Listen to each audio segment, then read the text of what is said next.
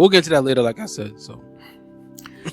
So after the purchase, 2022, BluePoint is tasked with creating a game they didn't know was a live service game. Did not have a game director at the time. So they got duped into this joint. So to create a game, and they don't even have a game director, so they don't even have they're just like operating on their own merits. Toward the end of the year, Santa Monica team ends up basically lending them a director and a couple of workers to supplement the team's needs to work on now acknowledged live service game. They didn't know it was a live service game they were working on. Nope. Now they, at this point in the story, now they do. Other things happening in the background: backlash between work schedule conflicts, hiring freeze at Sony. They were going through a few things, and COVID. No, sorry, this is after COVID. Excuse me. But COVID definitely didn't help a lot of things right now, especially being 3 years prior, 2 years prior. At this point, 75% of the BluePoint staff were against the live service game, but heads of Santa Monica, Sony, and BluePoint were moving forward. BluePoint's they should have been mad. Like, we don't do this. Like, why are we making it? Like, you're making a studio that doesn't do this. Do this. Like, what is wrong with y'all? Like, yeah, they're clearly for one specific thing y'all hired them for.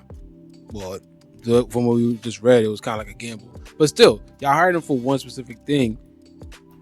Actually, according to this, y'all didn't. But they're known for one specific thing. So you're going to make them shift their operations to this money grab live service thing that everybody else is doing. And that's probably why this thing is not succeeding either, this whole live service thing. And that's a different topic. But I'm going to get to it right now.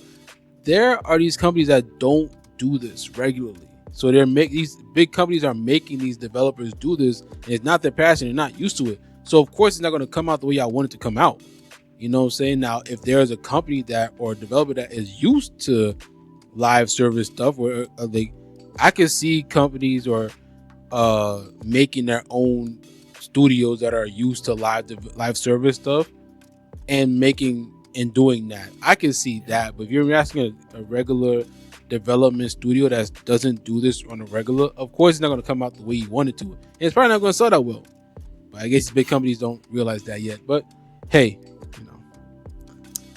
I just realized something. You know who else Sony bought in 2022? Bungie. It all ties together, man. It all ties together. So, back to the current timeline. BluePoint heads at the time when we were talking about it, we're moving along with the team to try to, roll with the punches. Sony was the lead. Santa Monica Studios is definitely like Big Brother at this point because they're the money maker, one of the money makers for Sony, right? It's a franchise. Yeah. So 2025, project eventually the live service game project was eventually canceled due to internal strife and missed deadlines, right? Because guess what? They don't do this kind of stuff. So why would they be able to turn out a good product? Do this, I can't. Yeah.